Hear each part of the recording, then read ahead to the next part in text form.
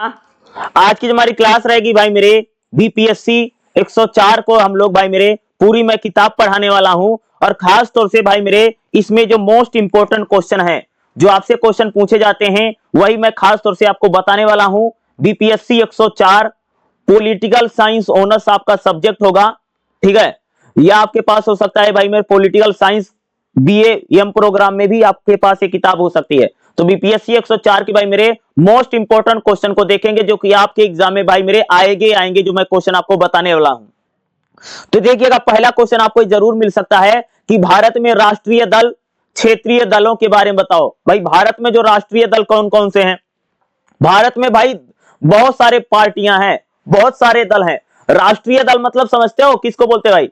भारत में राष्ट्रीय दल क्या है? अगर आप लोग देखोगे जैसे बीजेपी है, कांग्रेस है, ये क्या है? इनको हम लोग क्या कहते हैं भाई मेरे? राष्ट्रीय दल बोला जाता है, ठीक है। ये क्या है? ये राष्ट्रीय दल की श्रेणी में आते हैं। भारत में राष्ट्रीय दलों की अगर हम लोग बात करें तो राष्ट्रीय दल का अर्थ क्या है भाई? जिस राजनीतिक दल को चुनाव आयोग पूरे देश में मान्यता दे देता है इलेक्शन लड़ने के लिए, उसको बोलते हैं राष्ट्रीय दल। यानी राष्ट्रीय दल क्या होता है भाई मेरे? जिस पार्टी को कह सकते हो कि पूरे देश में, जिस पार्टी को हम लोग कह सकते हैं कि पूरे देश में मान्यता मिल जाती है, मान्यता प्राप्त हो जाती है, वही भाई क्या होता है? राष्ट्रीय दल। राष्ट्रीय दल बनने के लिए भाई मेरे कई सारी शर्तें होती हैं। देखो, कोई भी पार्टी अगर राष्ट्रीय दल बनती है ना, उसके लिए कई सारी शर्तें होती हैं। क्या होती है भाई मेरे? किसी भी पार्टी को 4 से ज्यादा राज्यों में, किसी भी पार्टी को भाई मेरे 4 से अधिक राज्यों में अगर मान्यता प्राप्त क्षेत्रीय दल बन जाता हो, भाई राष्ट्रीय दल बन जाता है। लोकसभा चुनाव में कह सकते हो कि 4 सीटें और 6% वोट अगर किसी पार्टी को मिल जाए तो भाई वो राष्ट्रीय दल बन जाएगा। जिसे अगर आप देखो, जैसे हमारे देश में बीजेपी है, कांग्रेस है, आम आदमी पार्टी जो केजरीवाल की, यह भी भाई मेरे राष्ट्रीय दल बन चुका हमारे देश में, ठीक है। क्या है? यह भी राष्ट्रीय दल का प्राप्त कर चुके हैं। तो भाई भारत में कौन कौन से राष्ट्रीय दल हैं भाई मेरे? भारत में अगर राष्ट्रीय दलों की बात करोगे इस समय हमारे देश में भाई मेरे कुल 8 जो हैं वो राष्ट्रीय दल हैं, यानी नेशनल पार्टियां हैं। नेशनल पार्टी क्या है भाई मेरे? कि जो पूरे देश में कह सकते हैं क्या करती हैं? चुनाव लड़ती हैं। क्या है? कि जो पूरे देश में अगर हम लोग बात करेंगे क्या करती हैं? चुनाव में हम लोगों को वह दिखाई देती हैं। क्या है? इसी को भाई हम लोग क्या कहते हैं? राष्ट्रीय दल कहते हैं। क्या ये राष्ट्रीय दल हैं? पूरे देश में चुनाव लड़ते हैं। जैसे भारतीय जनता पार्टी, भाई बीजेपी जो है राष्ट्रीय दल है पूरे देश में भाई मेरे। अगर आप लोग देखो, बीजेपी भाई मेरे कमल के फूल पर चुनाव लड़ती है। तो भारतीय जनता पार्टी बीजेपी जो है भारत में राष्ट्रीय दल है। दूसरा भाई कांग्रेस, भारतीय राष्ट्रीय कांग्रेस जो कह सकते हैं, जिसको राहुल गांधी, सोनिया गांधी और सब चलाते हैं, जिसकी कांग्रेस की बात करेंगे तो भाई कांग्रेस भी कह सकते हैं भाई हमारे देश में राष्ट्रीय दल है।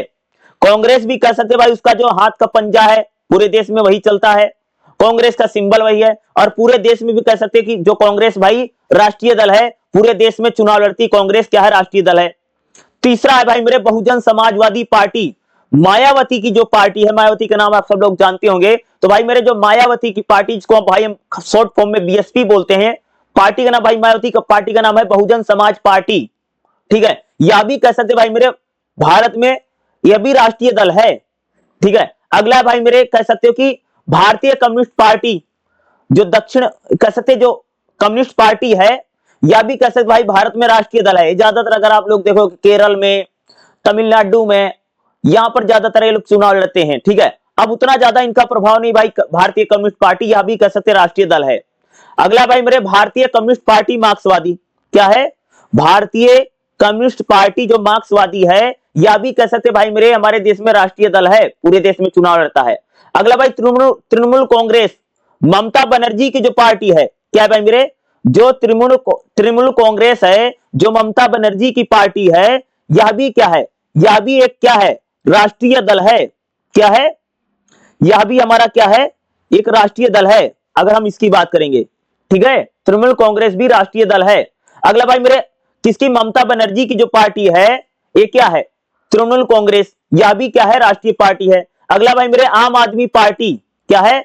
आम आदमी जो पार्टी है केजरीवाल की, आप सबको पता भाई जो केजरीवाल की जो आम आदमी पार्टी है, यह भी भाई मेरे राष्ट्रीय दल है, हमारे देश में बन चुका है, ठीक है। क्या है?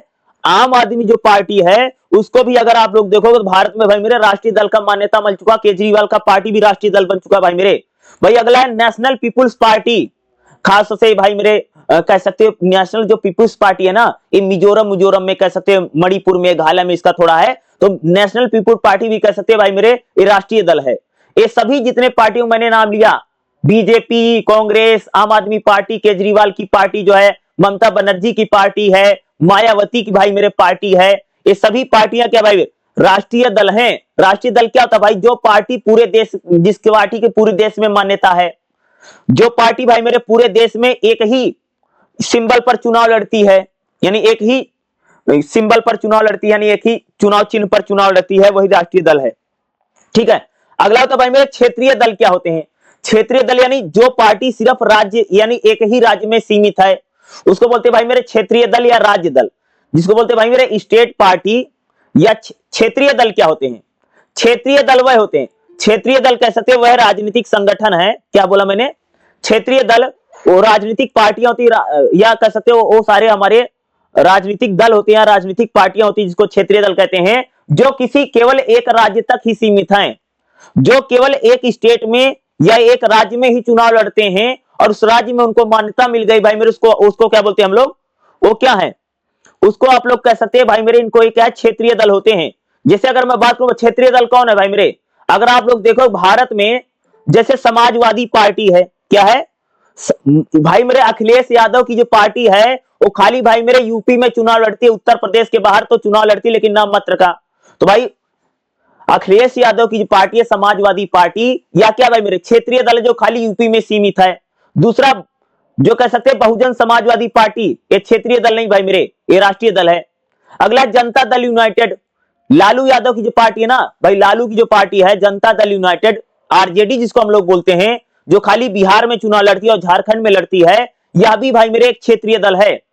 तीसरा भाई जनता दल, नीतीश कुमार की जो पार्टी है जेडीयू, नीतीश कुमार जो है, नीतीश कुमार की पार्टी का नाम क्या भाई? जनता दल यूनाइटेड जेडीयू, जो खाली बिहार में चुनाव लड़ती है, और नीतीश कुमार की जो पार्टी भाई मेरे जेडीयू, यह भी एक क्षेत्रीय दल है, यानी अपने राज्य तक ही सीमित है।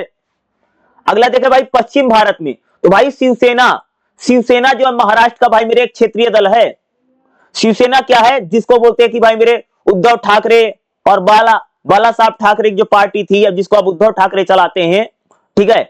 तो शिवसेना जो है कह सकते हो, जो अब बाद में शिवसेना टूट गई है, ठीक है, अब कह सकते हैं शिवसेना कह सकते हैं उनके पास चली गई है, जो अब महाराष्ट्र के उप मुख्यमंत्री हैं। तो शिवसेना जो कह सकते हो खाली महाराष्ट्र में चुनाव लड़ती भाई मेरे, यह भी एक क्षेत्रीय दल है। राष्ट्रवादी कांग्रेस पार्टी, राष्ट्रवादी कांग्रेस पार्टी क्या भाई? शरद पवार, महाराष्ट्र में भाई मेरे जो शरद पवार की पार्टी है, राष्ट्रवादी कांग्रेस पार्टी जिसको बोलते भाई एनसीपी, यह भी भाई मेरे क्षेत्रीय दल है।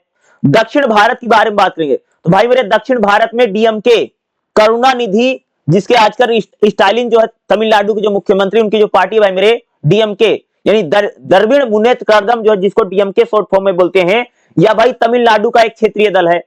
एआईडीएमके, जयललिता की पार्टी का नाम भाई ए है एआईडीएमके, तो जयललिता की जो पार्टी है एआईडीएमके भी भाई मेरे क्षेत्रीय दल है। तेलुगु देशम पार्टी क्या है भाई? आंध्र प्रदेश में देखोगे जो भाई चंद्रबाबू नायडू है, तो चंद्रबाबू नायडू की जो पार्टी भाई उसका नाम है तेलुगु देशम पार्टी, या भाई मेरे आंध्र प्रदेश का क्षेत्रीय दल है। एसवाईआर कांग्रेस, जगन मोहन रेड्डी, ये भी आंध्र प्रदेश के में पार्टी भाई मेरे जगन मोहन रेड्डी, जिसकी पार्टी का नाम है एसवाईआर कांग्रेस, यह भी क्षेत्रीय दल है। भारत राष्ट्र समिति तेलंगाना में भाई कह सकते हो, तेलंगाना जो है वहां पर कह सकते हो कि भारत राष्ट्र समिति बीआरएस जो है, यह कह सकते हो भाई मेरे राष्ट्रीय दल है तेलंगाना, सॉरी क्षेत्रीय दल है भारत राष्ट्र समिति, ठीक है। पूर्वोत्तर और उत्तर, जिसे अगर आप तृणमूल कांग्रेस, यह तो भाई मेरे राष्ट्रीय दल बन चुका है ममता बनर्जी का। बीजू जनता दल, उड़ीसा में अगर आप देखोगे तो बीजू जनता दल एक पार्टी है, नवीन पटनायक की जो पार्टी है, यह उड़ीसा का क्षेत्रीय दल है। असम गण परिषद जो खास से असम में चुनाव लड़ता है भाई, असम का क्षेत्रीय दल है।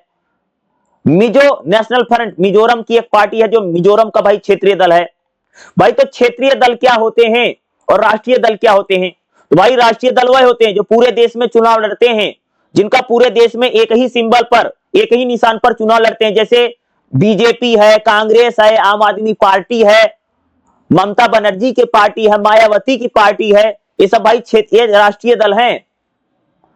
क्षेत्रीय दल क्या होते हैं? क्षेत्रीय दल कह सकते हैं जो केवल अपने राज्य में ही चुनाव लड़ते हैं, जैसे नीतीश कुमार की पार्टी है, लालू की पार्टी है, अखिलेश यादव की पार्टी है, यानी इन लोगों की जो पार्टी है भाई क्या है, एक क्षेत्रीय दल है जो केवल अपने राज्य तक ही सीमित है। ठीक है, तो भाई मेरे एग्जाम में पूछा जा सकता है भाई मेरे राष्ट्रीय दल और क्षेत्रीय दल को लेकर के क्वेश्चन पेपर में आ सकता है, इसलिए इसको जरूर पढ़ के जाइएगा। बहुत मोस्ट इंपॉर्टेंट क्वेश्चन जो मैं आपको बता रहा हूं, और जो बता रहा हूं यही आपको एग्जाम में लिख करके भी देखिएगा भाई मेरे। अगला हमारा क्वेश्चन करेगा, क्वेश्चन नंबर दूसरा देखिएगा, भारत में राजनीतिक दल और राजनीतिक व्यवस्था को बताओ। भाई भारत में कौन कौन से राजनीतिक दल हैं, राजनीतिक दलों के बारे में बात करेंगे, राजनीतिक दल क्या होते हैं और दलीय व्यवस्था क्या होती है। देखिएगा तो भाई राजनीतिक दल क्या है, पॉलिटिकल पार्टियां क्या होती है, राजनीतिक दल क्या होते हैं। तो भाई राजनीतिक दल क्या था कि एक लोगों का संगठन है, लोगों का समूह होता, वही तो भाई पार्टी होती, वही तो राजनीतिक दल होते हैं। जो राजनीतिक दल क्या है, जिनकी एक समान विचारधारा है, एक समान सिद्धांत है, जो भाई सत्ता प्राप्त करना चाहते हैं। राजनीतिक दलों का काम क्या है भाई, सत्ता प्राप्त करना, सरकार बनाना ही कह सकते हैं भाई राजनीतिक दलों का मुख्य प्रयास रहता है। जो सरकार बना करके अपनी नीतियों और अपने नियमों को लागू करवाना चाहते हैं, वही होता भाई राजनीतिक दल। जो राजनीतिक दल क्या है, लोगों का एक संगठन है जिसका भाई मेरे कह सकते हैं सभी का विचार, सभी की विचारधारा जो एक जैसी होती है। राजनीतिक दल संगठित होते हैं और कह सकते हैं कि भाई मेरे सत्ता में आना चाहते हैं, सरकार बनाना चाहते हैं और सरकार बना करके अपनी नीतियों को लागू करवाना चाहते हैं, वही होता भाई मेरे राजनीतिक दल। राजनीतिक दल का करते क्या भाई, राजनीतिक दलों का काम क्या है, तो भाई जनता को राजनीतिक शिक्षा देते हैं। राजनीतिक दल क्या करते हैं भाई, चुनाव लड़ना। भाई राजनीतिक दलों का मेन काम है चुनाव लड़ना, और चुनाव लड़के सरकार बनाने का प्रयास कौन करता है भाई मेरे, राजनीतिक दल करते हैं। राजनीतिक दलों का तो भाई मेरे मेन काम है चुनाव लड़ना, सरकार बनाना, चुनाव में अपने उम्मीदवारों को खड़ा करना, सरकार बना करके सरकार के लिए नीतियां बनाना। जो राजनीतिक दल चुनाव हार जाता है भाई मेरे विपक्ष में बैठते हैं, सरकार की भूमिका में राजनीतिक दल काम करते हैं। और जो राजनीतिक दल भाई चुनाव हार जाता है वो विपक्ष में चला जाता है। तो राजनीतिक दलों का काम क्या है, चुनाव लड़ना, लड़वाना, सरकार बनाना, सरकार गिराना, जनता के लिए काम करना, जनता के मुद्दे उठाना। भाई ये किसका काम है, राजनीतिक दलों का काम है। राजनीतिक दलों का भाई मेरे मुख्य काम यही होता है, किसी प्रकार से वो लोग सरकार बना लें या सरकार में आ जाएं। राजनीतिक दलों का कह सकते भाई फेवरेट काम है उनका। हर राजनीतिक दलों का भाई मेरे यही होता है कि किसी भी प्रकार से सरकार बना ले। ठीक है, यानी राजनीतिक दल कह सकते लोगों का एक ऐसा संगठन है जिनकी अपना एक समान विचारधारा है, जिनका एक अपना सिद्धांत है, जो सत्ता प्राप्त करके अपनी नीतियों को लागू करवाना चाहते हैं, वही तो भाई राजनीतिक दल होता है। राजनीतिक दल क्या करते हैं, जनता के मुद्दे उठाते हैं, चुनाव लड़ते हैं, सरकार बनाते हैं, जनता के लिए काम करते हैं। और राजनीतिक दल क्या करते हैं, चुनाव में कह सकते भाई मेरे ये भाग लेते हैं। इनका क्या है, मेन काम है, राजनीतिक दलों में मेन काम है। भारत में राजनीतिक व्यवस्था क्या है, तो भारत में देखो भाई, अगर अपने देश की बात करें तो भारत में भाई मेरे लोकतंत्र है। हमारे देश में तो लोकतंत्र है ना, और हमारे देश में क्या भाई संसदीय शासन प्रणाली है। भाई संसद का यानी पार्लियामेंट का इलेक्शन होता है, जहां पर कैसे तो भाई हमारे देश में सरकार को चुना जाता है। जैसे देखते हो भाई लोकसभा के चुनाव 2024 में हुए हैं ना, 2024 में देखा आप लोगों ने भाई पूरे देश में लोकसभा के चुनाव हुए। ठीक है, जिसमें कह सकते बीजेपी को भाई मेरे 240 सीटें मिली, और नीतीश कुमार के साथ और कह सकते हो कि चंद्रबाबू नायडू के साथ केंद्र में गठबंधन की सरकार बनी, जिसको हम बोलते हैं एनडीए की सरकार बनी। और भारत में अगर आप देखो भाई मेरे, हमारे देश में क्या बहुदलीय शासन प्रणाली है। भारत में भाई मेरे कई सारी पार्टियां चुनाव लड़ती, देखते ना भारत में बहुदलीय है, बहुत प्रकार की पार्टियां हैं। आम आदमी पार्टी है, बीजेपी है, कांग्रेस है, शिवसेना है, लालू यादव की पार्टी है, नीतीश कुमार की पार्टी है। तो भारत भाई कैसा देश है, हमारे देश में भाई बहुदलीय शासन व्यवस्था है। बहुत सारी पॉलिटिकल पार्टियां कह सकते भाई हमारे देश में चुनाव में भाग लेती हैं। हमारे देश में भाई मेरे दलीय व्यवस्था ऐसी ही है, या राजनीतिक व्यवस्था ऐसी ही है। तो भाई दलीय व्यवस्था कैसे होती है, एक दलीय व्यवस्था पता क्या होती है, एक दलीय व्यवस्था मतलब बताइए जिस देश में केवल एक ही पॉलिटिकल पार्टी चुनाव लड़ती है, वही सरकार बनाती है, कोई अन्य राजनीतिक दल सरकार नहीं बना पाता है, उसको बोलते भाई मेरे एक दलीय व्यवस्था। एक दलीय व्यवस्था मतलब क्या होता है, यानी एक पार्टी सिस्टम। भाई मेरे अगर आप लोग देखोगे चाइना में, चीन में और भाई मेरे नॉर्थ कोरिया में, चीन में और नॉर्थ कोरिया ऐसे देश है पूरी दुनिया में जहां पर केवल एक ही पॉलिटिकल पार्टी है, वही चुनाव लड़ती है, वही सरकार बनाती है।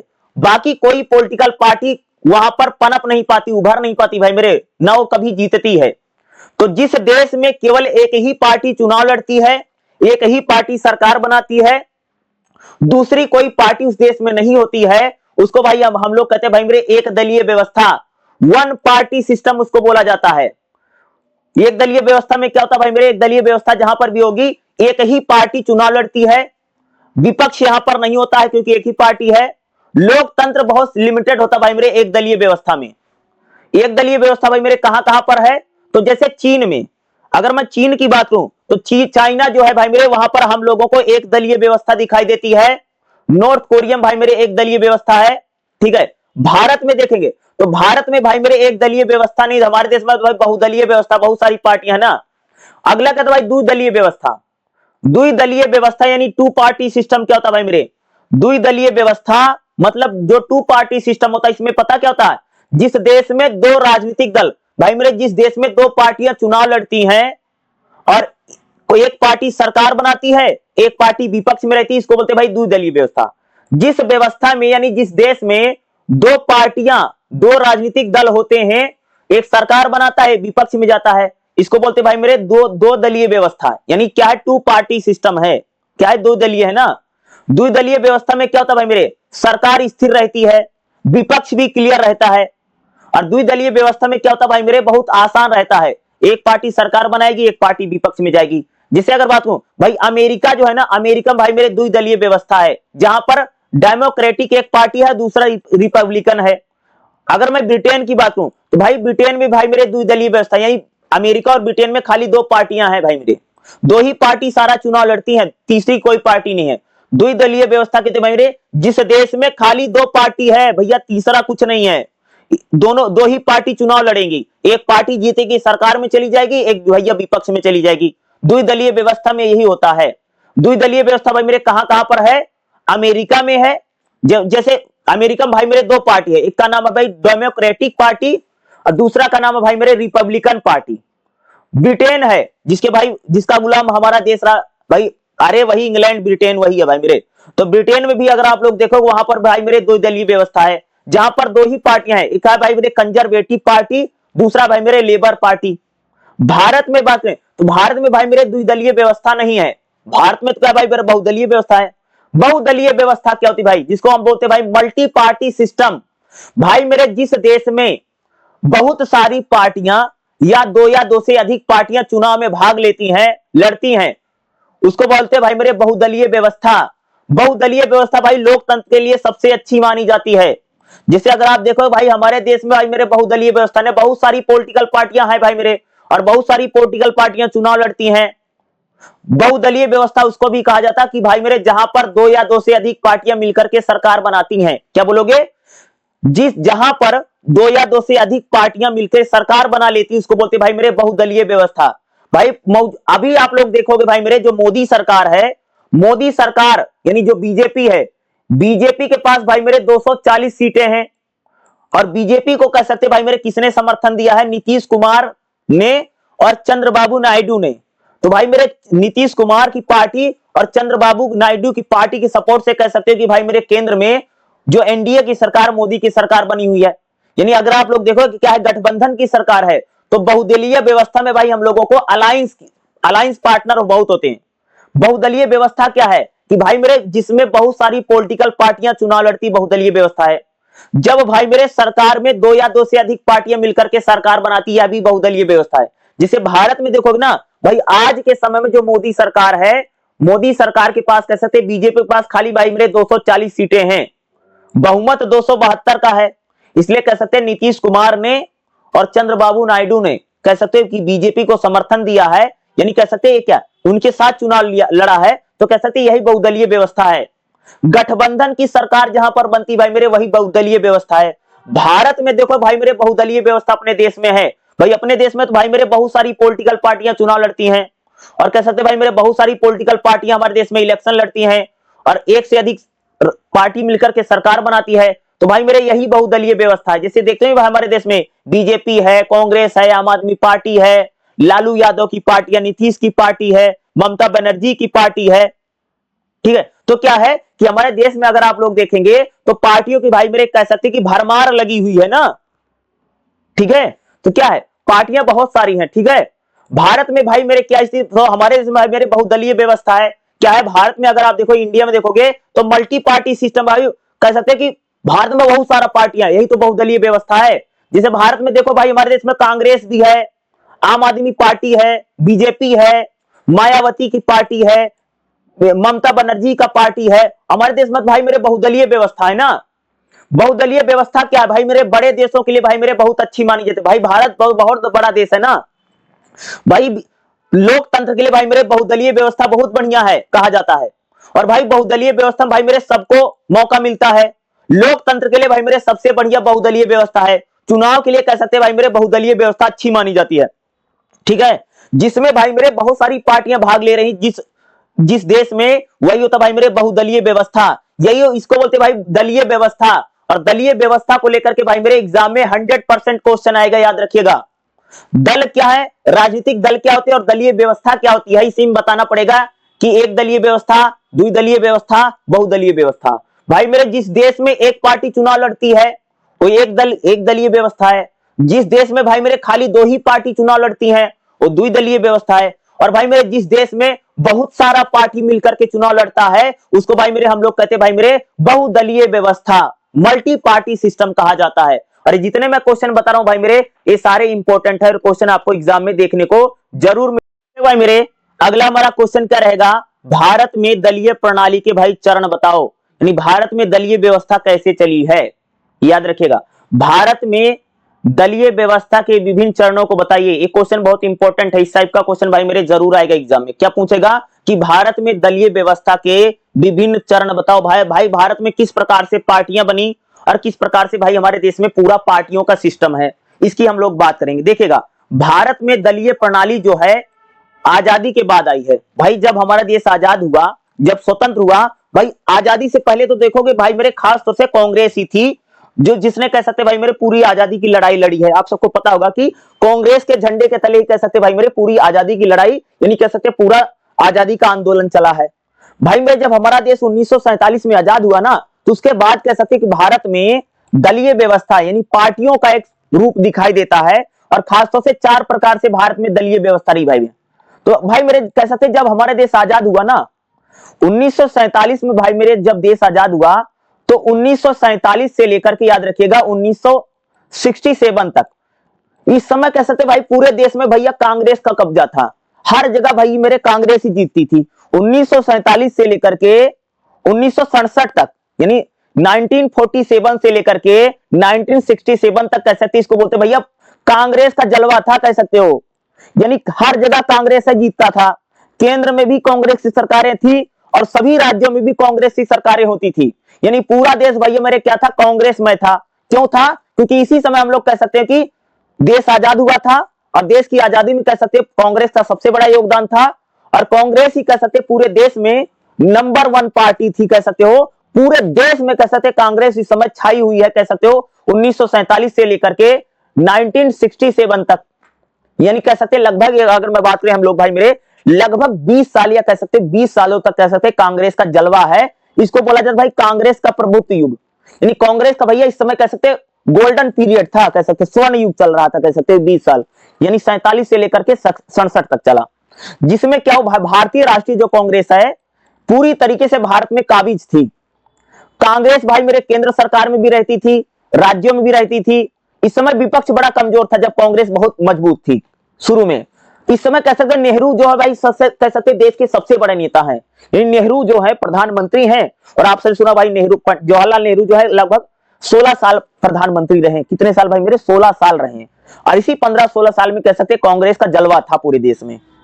भाई इसका कारण क्या था कि स्वतंत्रता संग्राम में भाई मेरे कांग्रेस का सबसे बड़ा योगदान था। आजादी की लड़ाई में आप लोग कह सकते हैं कि कांग्रेस सबसे बड़ा योगदान था। इसलिए कह सकते कि पूरे देश में भाई मेरे कांग्रेस छाई हुई है। इसको बोलते भाई मेरे कांग्रेस का प्रभुत्व युग। पूरे देश में कह सकते कांग्रेस थी। बाकी पार्टियां तो थी लेकिन भाई मेरे चुनाव जीत नहीं पाती थी। बाकी पार्टियां भी थी, जनता पार्टी थी और भी पार्टियां थी कह सकते हो, या कह सकते भाई मेरे उस समय हिंदू महासभा सब लोग चुनाव लड़ते थे, लेकिन कह सकते हो जीतते उतरते नहीं थे। खासतौर से कांग्रेस का ही जलवा चलता था पूरे देश में कह सकते भाई शुरुआत के 20 साल। इसको बोलते भाई कांग्रेस का प्रभुत्व युग। दूसरा समय भाई 67 के बाद, 67 में क्या होता है भाई मेरे, थोड़ा सा कांग्रेस डगमगा जाती है। तो क्या होता है इस समय देखोगे 67 में भाई मेरे कई सारी क्षेत्रीय पार्टियां उभर के सामने आएंगी। देखिएगा यानी 1967 में कह सकते हैं, यानी जब नेहरू की डेथ होती है ना, याद रखिएगा 64 में 1964 में पंडित नेहरू की डेथ हुई, ठीक है, नेहरू की मृत्यु होती है और वहीं से कह सकते भाई कांग्रेस थोड़ी सी हिल गई, क्योंकि बीच में नेहरू की मृत्यु हो गई है। अब आपको पता है कि हमारे देश में अगर कोई नेता मरता है तो उसके बाद कोई भी पार्टी हो तो चरमर आ जाती है, तो कांग्रेस थोड़ी सी चरमर आ गई, यानी 64 से 67 तक यानी कांग्रेस में एक प्रकार से उथल पुथल चला।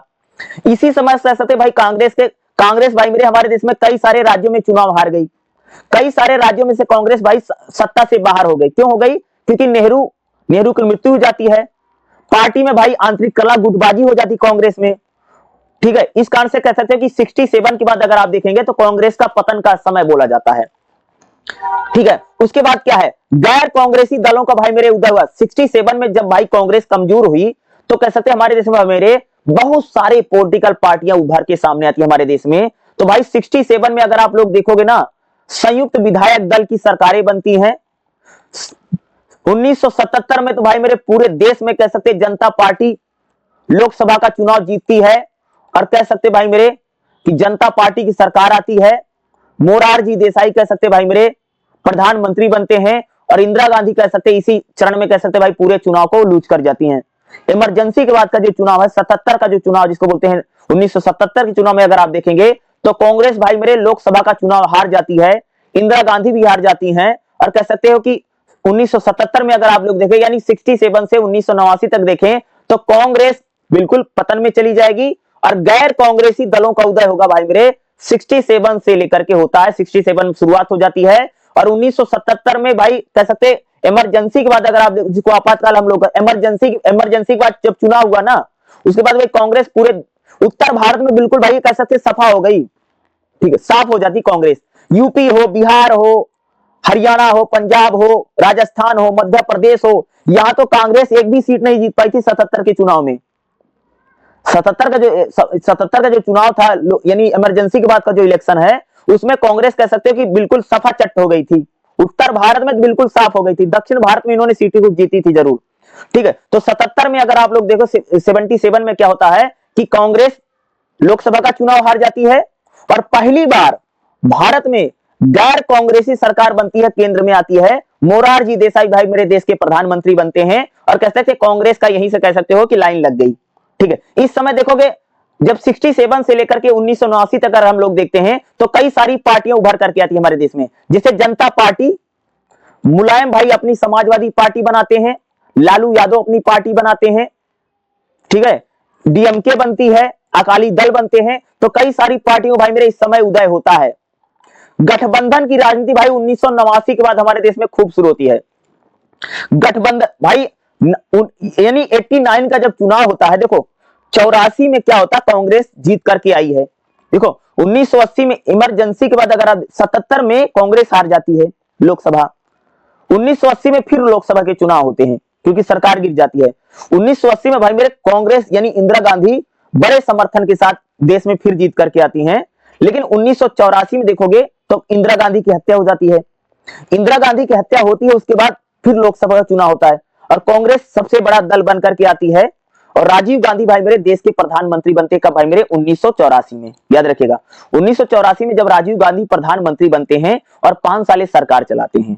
उसके बाद भाई मेरे क्या कर जब 1989 यानी 1989 में भाई मेरे जब लोकसभा के चुनाव होते हैं तो कह सकते कांग्रेस की बिल्कुल लाइन लग जाती है और भाई मेरे कह सकते इसी समय से कहते हैं 1989 का जो चुनाव है वहीं से कहते हैं भारत में गठबंधन की राजनीति की शुरुआत होती है पूरे देश में, कह सकते हो जब देश में हमारे देश में भाई बीपी सिंह यानी विश्वनाथ प्रताप सिंह कह सकते हो कि देश के प्रधानमंत्री बनते हैं और वह गठबंधन की सरकार बनती है। यानी 1889 से कह सकते हैं भारत में यानी अलायंस यानी गठबंधन की सरकारों का एक रूप हमको दिखाई देता पूरे देश में दिखता है और कई सारे राज्यों में भाई गठबंधन की राजनीति खूब होती है, जिसमें कह सकते हैं भाई राष्ट्रीय मोर्चा की सरकार बनती है। इसी के बाद भारत में देखो भाई एनडीए यूपीए बनता है, बीजेपी का भाई एनडीए है और कांग्रेस यूपीए बनाती है।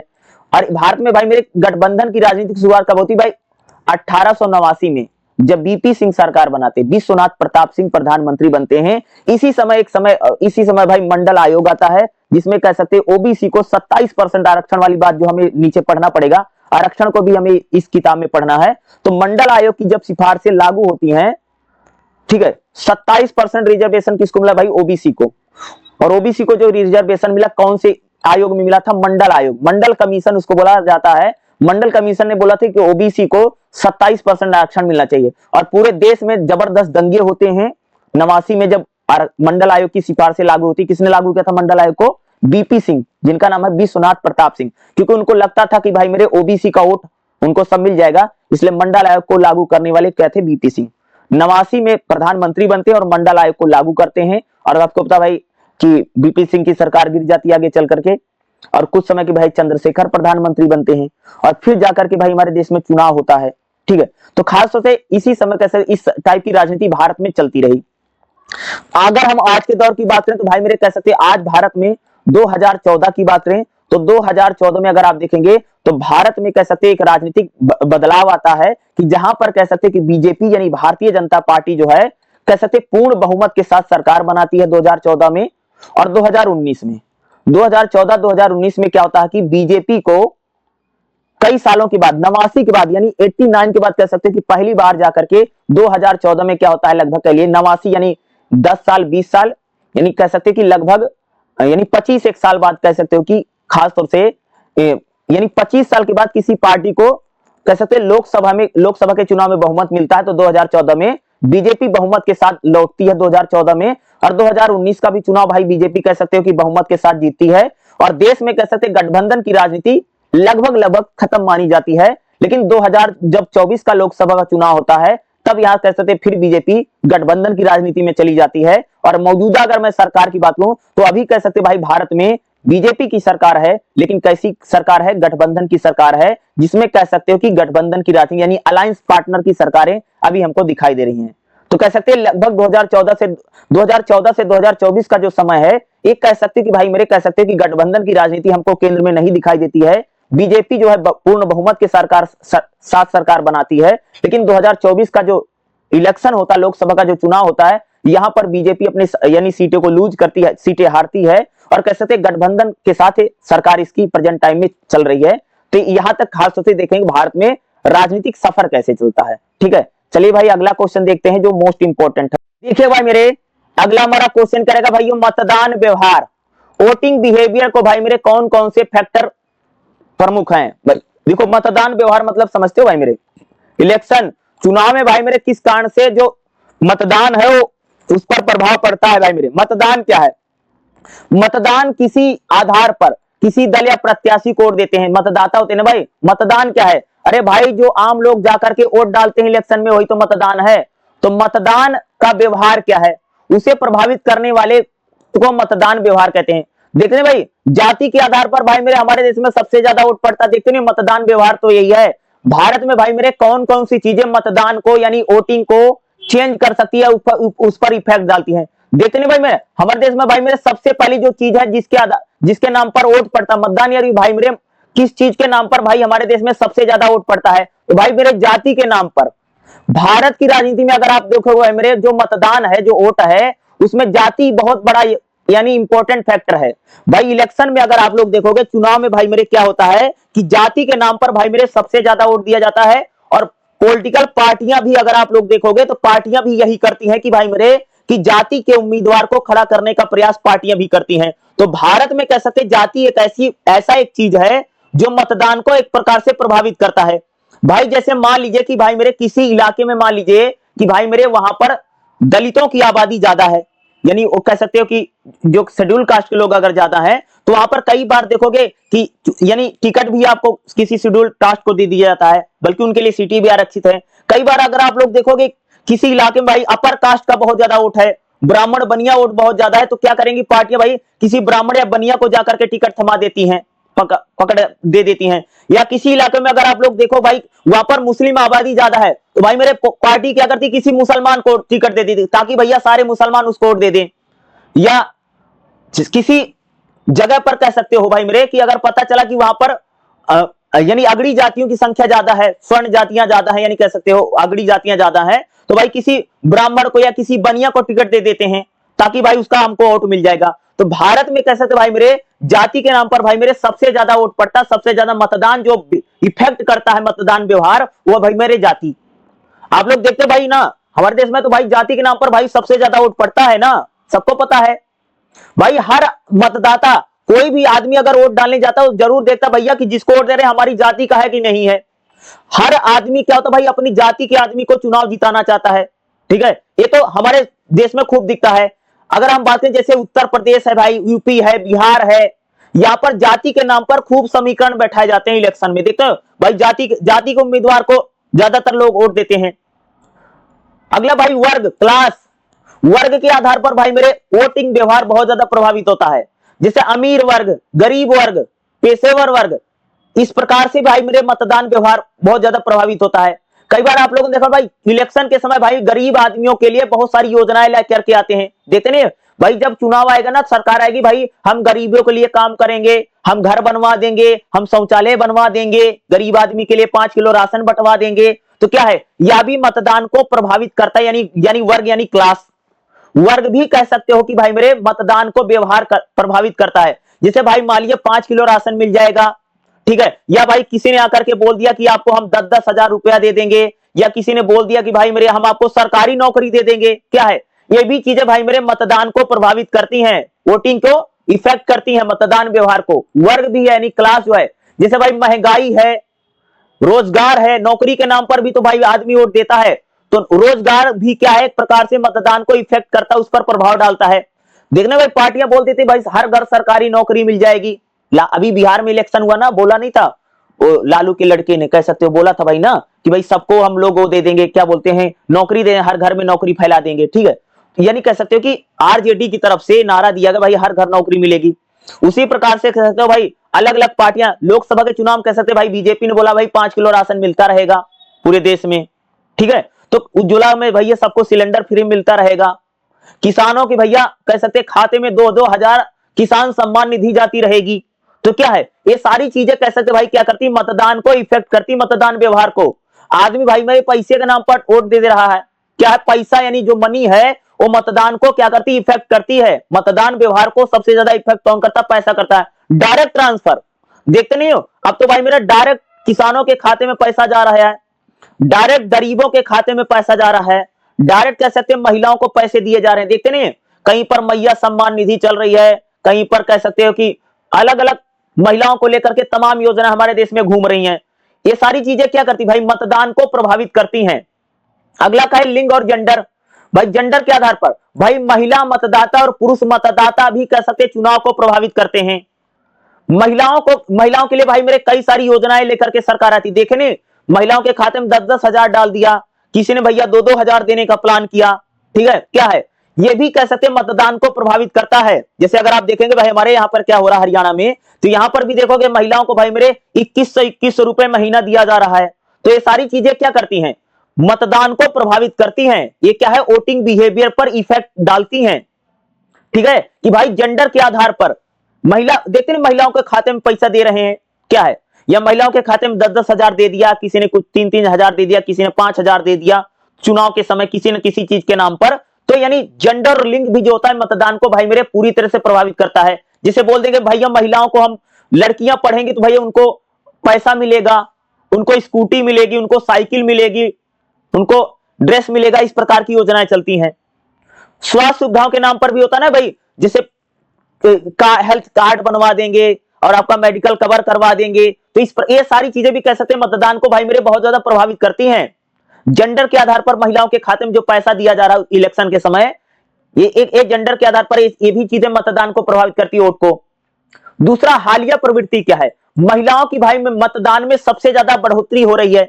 भाई आजकल महिलाएं कह सकते भाई मेरे बढ़ चढ़ करके वोट दे रही है। क्यों दे रही है, क्योंकि भाई मेरे ज्यादातर महिलाओं को भैया पैसा दिया जा रहा है। यानी महिलाओं हालिया प्रवृत्ति, यानी आज के टाइम के अगर हम बात करें, मतदान में महिलाओं की भागीदारी ज्यादा है, इसलिए कई सारे राज्यों में महिलाएं जो है मतदान को सबसे ज्यादा प्रभावित कर रही हैं। चुनाव को निर्णायक मोड़ देने में महिलाओं की भूमिका ज्यादा है, इसलिए आप देखोगे ज्यादातर पार्टियां भाई मेरे महिलाओं को पैसा देती दिखाई देंगी, महिलाओं के लिए भाई मेरी योजना बनाती दिखाई देंगी। तो ये चीजें कह सकती कि भाई मेरे सबसे ज्यादा मतदान को प्रभावित करता है। दूसरा भाई मेरे जनजाति, जिसको बोलते हैं भाई ट्राइबल, जनजातियां भी कह सकते भाई मतदान को प्रभावित करती हैं। जैसे इलेक्शन के समय पर भाई मेरे जनजाति जो होते, जो आदिवासी होते हैं, उनको जाकर के बोलेंगे कि भाई आपका जल जंगल जमीन की रक्षा करेंगे, आपके लिए कल्याणकारी योजनाएं चलाएंगे, आदिवासियों भाई आरक्षण मिलेगा। तो ये भी चीजें कह सकते भाई हमारे मतदान को प्रभावित करती हैं। जैसे झारखंड है, छत्तीसगढ़ है, पूर्वोत्तर के राज्य हैं, यहां पर कह सकते जो इलेक्शन हो रहा वहां पर जो जनजातियां हैं उनके लिए बोल देते भाई आपको आरक्षण दे देंगे, आपको जल जंगल जमीन का राइट मिल जाएगा। यह भी चीजें हमारे मतदान को प्रभावित करती हैं। अन्य चीज क्या भाई, धर्म के आधार पर, भाई धर्म के आधार पर भी, धर्म भी तो भाई राजनीति को बहुत ज्यादा प्रभावित कर रहा है। हिंदू मुसलमान की जो राजनीति है यह भी कह सकते हमारे मतदान को प्रभावित करती है, देखते नहीं है। यानी कह सकते धर्म के आधार पर भी तो कह सकते पोलराइजेशन यानी ध्रुवीकरण हो रहा है ना, होता है ना भाई, हिंदू मुसलमान के नाम पर चुनाव में होता ना। दूसरा क्षेत्रीय पहचान को लेकर के कि कहीं कहीं पर अभी पश्चिम बंगाल का इलेक्शन होने जा रहा है भाई मेरे, वहां पर बंगाली अस्मिता को लेकर के बड़ी बातें होंगी, ठीक है। तो क्या है, ये भी चीजें हमारे मतदान को क्या करती भाई मेरे, प्रभावित करती हैं। मीडिया और सोशल मीडिया भाई कह सकते मतदान को सबसे ज्यादा प्रभावित कर रहा है। देखते नहीं मीडिया भाई भर भर के कंटेंट आता रहता है प्रत्याशियों का। कई बार जो हमारा जो प्रत्याशी है जो चुनाव में खड़ा हुआ उसका भी भाई मेरे कई बार प्रभाव पड़ता है कि उसी वही चुनाव जितवा देता है आपको। कई बार देखते हैं कई सारी पार्टी भाई हीरो हैं, हीरोइन है, खिलाड़ी हैं, क्रिकेटर है, इनको भी कई बार वो लोग चुनाव में खड़ा कर देते हैं। ये चीजें भी यह भी मतदान को प्रभावित करती हैं, समझ रहे। तो कई बार ये सारी चीजें क्या करती भाई मेरे, मतदान को प्रभावित करती हैं। यही भाई मतदान व्यवहार को प्रभावित करने वाले कारक, भाई ऐसे कौन कौन से कारण जिससे मतदान प्रभावित होता है या मतदान पर प्रभाव पड़ता है। तो भाई मेरे एक क्वेश्चन आपको एग्जाम में जरूर पूछा जा सकता है, मोस्ट इंपोर्टेंट क्वेश्चन है और इसको जरूर करके जाइएगा। और जितने मैं क्वेश्चन बता रहा हूं ये भाई मेरे सारे करके जाने हैं, ठीक है, यही आपको एग्जाम में भी देखने को मिलेगा। भाई मेरे अगला हमारा क्वेश्चन क्या रहेगा भाई मेरे, स्वायत्ता आंदोलन क्या है। स्वायत्ता आंदोलन की परिभाषा, विशेषता और इसके उदाहरण बताओ। स्वायत्ता आंदोलन क्या होता है, देखिएगा स्वायत्ता आंदोलन का भाई मेरे अर्थ क्या है। बहुत बार एग्जाम में पूछा गया कि स्वायत्ता आंदोलन को लेकर के, देखिएगा जब किसी क्षेत्र या इलाके में जनजाति जो समूह होता है वो अलगाव या अलग देश की मांग ना करके राज्य के अंदर अपने राजनीतिक अधिकार, प्रशासनिक और सांस्कृतिक अधिकारों की मांग करता है, इसे बोलते भाई स्वायत्ता आंदोलन। अब समझो भाई मेरे स्वायत्ता आंदोलन क्या है। स्वायत्ता आंदोलन का मतलब भाई जैसे मान लीजिए भाई मेरे हमारे देश में कोई जनजाति है या कोई समुदाय है, जैसे अगर भाई हमारे देश में नागा है, नागा समुदाय है, या भाई मान लीजिए हमारे देश में कोई समुदाय है या कोई वर्ग है जो भाई मेरे कह रहा है कि हमको अलग अलग राज्य नहीं चाहिए, अलग देश नहीं चाहिए, बल्कि भाई मेरे हम लोगों को राज्य के अंदर ही हम लोगों को राजनीतिक, प्रशासनिक और सांस्कृतिक भाई आजादी मिल जाए, यही तो भाई था स्वायत्ता आंदोलन। यह आंदोलन संघीय ढांचे के भीतर अधिकारों की मांग करता है। जैसे भाई मेरे कोई आदिवासी है, कोई जनजाति है, वो अपने लिए भाई मेरे अधिकारों को मांग रही, भाई हमको राजनीतिक अधिकार दो, हमको प्रशासनिक अधिकार दो, हमको अधिकार चाहिए, यही होता भाई मेरे स्वायत्ता आंदोलन। स्वायत्ता आंदोलन क्या है, संविधान के भीतर आंदोलन जो होता है, यानी जब कोई जनजाति, जब कोई आदिवासी समुदाय या कोई समूह अपने लिए अधिकारों की मांग करता है, वही होता भाई स्वायत्ता आंदोलन। अलग देश की मांग नहीं करते हैं लोग, इनको अलग देश नहीं चाहिए, बल्कि जिस राज्य में रहते हैं उस राज्य में इनको भाई मेरे थोड़ी बहुत अधिकार और थोड़ी बहुत स्वतंत्रता चाहिए, यही होता भाई मेरे स्वायत्ता आंदोलन। किसी क्षेत्र या किसी जाति की पहचान पर होते हैं।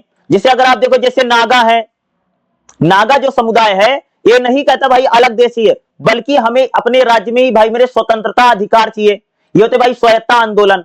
जैसे संस्कृति को लेकर के, भाषा को लेकर के, संसाधनों की आग्रह को लेकर के स्वायत्ता आंदोलन होते हैं। जैसे अगर आप लोग देखो भाई, जो पंजाब है, पंजाब भी कह सकते हैं अपनी भाई कल्चर के लिए बात करता है, उसको वह भी स्वायत्ता चाहता है। जैसे अगर आप देखो भाई मेरे कई हमारे देश में कई सारे इलाके हैं, जिसे खास तौर से आदिवासियों को देखोगे तो आदिवासी भाई मेरे चाहते हैं कि हमें भाई अपने इलाके में स्वतंत्रता मिले, अधिकार मिले, ठीक है। इसलिए अगर आप देखो भाई मेरे वो हमेशा आंदोलन करते रहते हैं, हमेशा विद्रोह करते रहते हैं, ठीक है। क्या है, यही स्वायत्ता आंदोलन है। स्वायत्ता आंदोलन क्या है, जैसे भाई मेरे बोडो आंदोलन, भाई मेरे अगर आप लोग देखोगे असम में ना, असम में भाई जो असम है भाई मेरे वहां पर बोडो आंदोलन हुआ था, जिसमें कह सकते हैं कि भाई असम के लोग, जो बोडो आंदोलन था उसमें जो बोडो समुदाय है, बोडो का समुदाय है जो कह सकते भाई असम में स्वतंत्रता चाहता, राजनीतिक स्वतंत्रता, सामाजिक स्वतंत्रता, आर्थिक स्वतंत्रता, आर्थिक आजादी चाहता है, ये भाई मेरे बोडो आंदोलन है। मिजो आंदोलन क्या है? मिजोरम में हुआ था भाई, जो मिजो समुदाय है, जो या मिजो जनजाति है, उसने कह सकते अपने अधिकारियों के लिए भाई मेरे जो आंदोलन किया है, वही भाई मेरे मिजो आंदोलन है। समझ गए? जिसे गोरखा आंदोलन है, पश्चिम बंगाल में गोरखा लैंड को लेकर के आंदोलन हुआ। लद्दाख के लोग भाई मेरे आंदोलन करते हैं, ठीक है, क्यों करते हैं? ताकि भाई ये कहते हैं भाई मेरे हमको स्वतंत्रता मिले, आजादी मिले, हमारे लिए कुछ खास कानून बनाए जाएं, या हमारे लिए भाई मेरे कुछ खास अधिकार दिए जाएं। यह होता है भाई मेरे स्वायत्ता आंदोलन। स्वायत्ता आंदोलन में क्या होता है कि भाई हर जाति या समुदाय या जो वर्ग होता है, जो जनजाति होती चाहती है हमको राज्य के अंदर भी भाई मेरे विशेष अधिकार मिले, विशेष अधिकार ये लोग पाना चाहते हैं, यही भाई स्वायत्ता आंदोलन है। राज्य के अंदर राज्य, जब किसी राज्य के भीतर किसी नई संस्था बनाई जाती है, यही है भाई मेरे, ठीक है। संवैधानिक अधिकार क्या है? संविधान की 6ठी अनुसूची में अगर आप देखो तो भाई हमारे देश में जो पूर्वोत्तर के राज्य हैं उनको भाई मेरे कई सारे अधिकार मिले हैं, जैसे स्थानीय अधिकार, सांस्कृतिक अधिकार, ठीक है। बोडो आंदोलन क्या है? भाई मेरे बोडो आंदोलन कह सकते भाई मेरे असम में बोडो जनजाति है, असम जो है भाई मेरे वहां पर एक बोडो समुदाय है, बोडो जनजाति है, उनके द्वारा चलाया गया आंदोलन है। जो बोडो आंदोलन भाई क्या है? यही स्वायत्ता आंदोलन है। बोडो आंदोलन जो हुआ था, क्या हुआ था?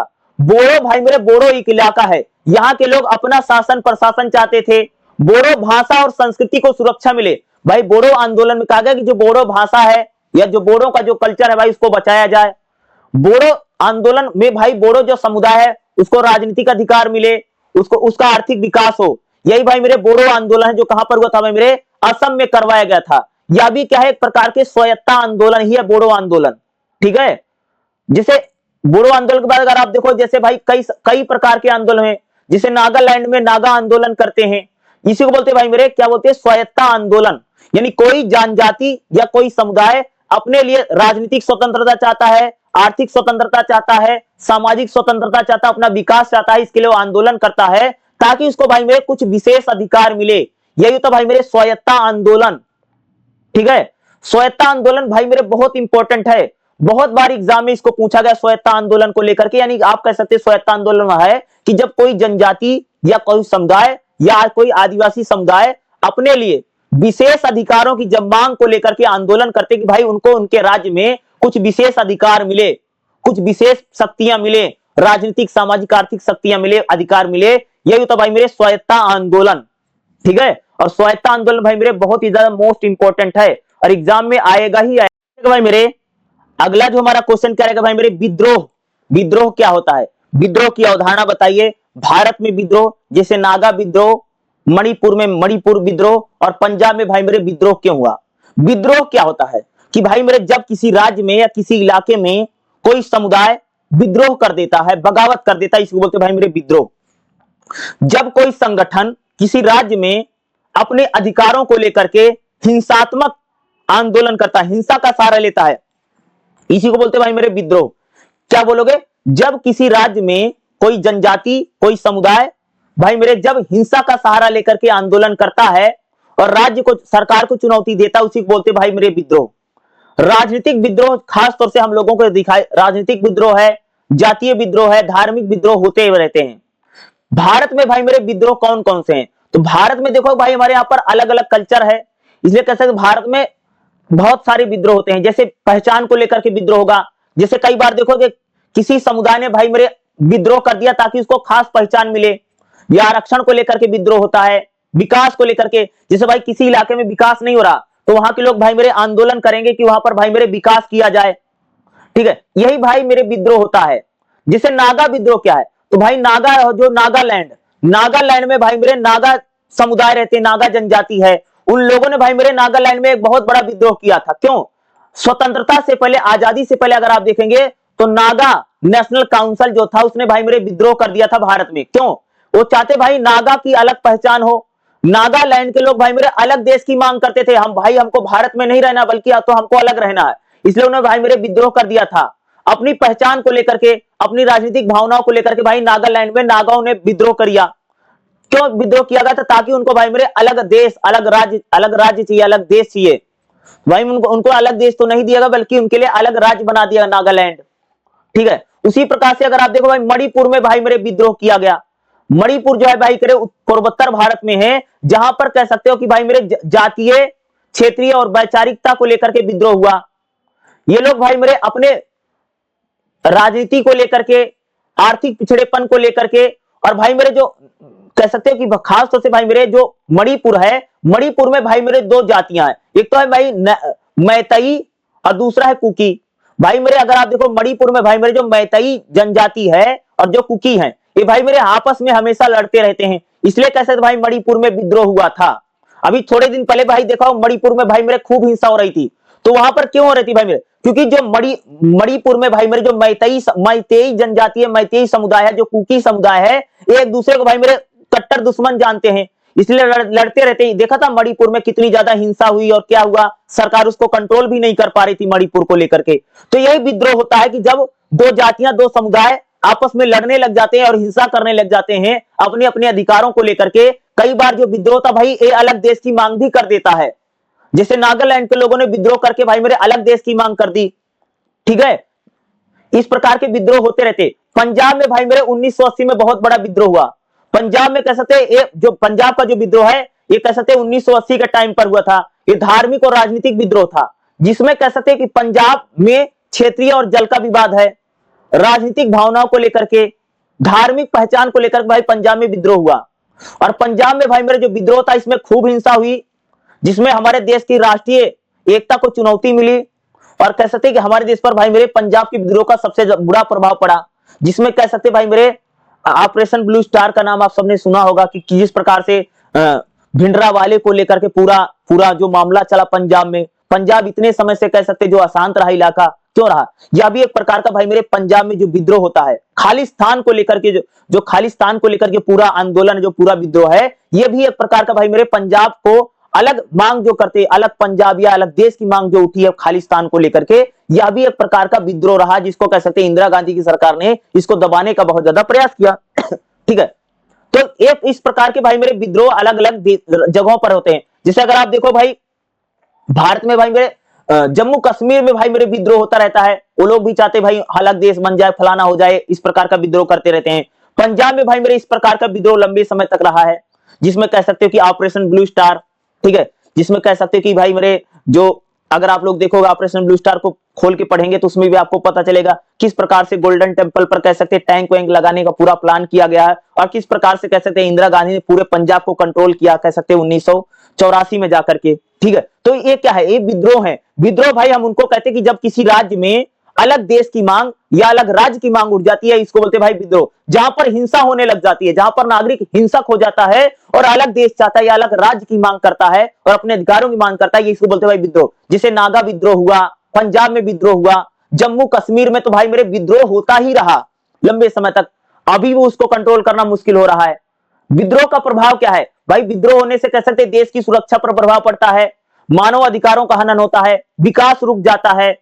खासतौर से जो भाई मेरे विद्रोह होते हैं, और विद्रोह अलग देश की मांग, भाई उनको अलग देश ही चाहिए, अलग राज्य ही चाहिए, और हिंसा का सहारा लेकर के भाई मेरे जनजाति समुदाय करने लग जाते हैं, इसे बोलते हैं भाई मेरे विद्रोह। और यह भी क्वेश्चन भाई मेरे कह सकता हूं कि आपको एग्जाम में देखने को मिलेगा ही मिलेगा, इसलिए इसको खासतौर से आपको ध्यान में रखना जरूरी है, पेपर में आएगा।